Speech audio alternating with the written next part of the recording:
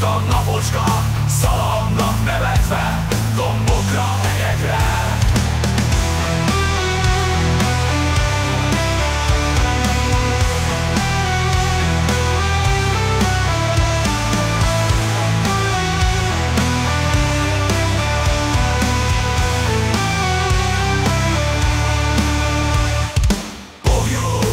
A fiú hátán hordja házát, babóca a katica lányék pettyes kabátját.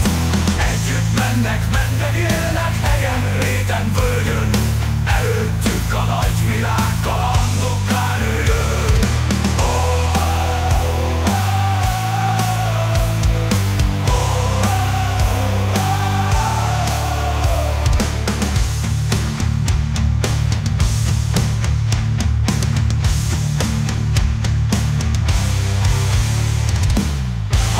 Csillanna napsugár, harmadcseppek elnek, este máson holdfényé páfrányágyat vetnek.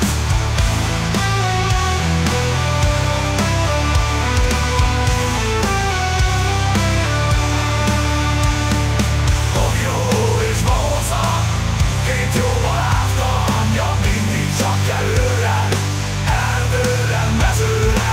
Bogyó és babóca, ha kisüt a napocska, szaladnak nevetve dombokra, hegyekre. Ó, és babóca, ha kisüt a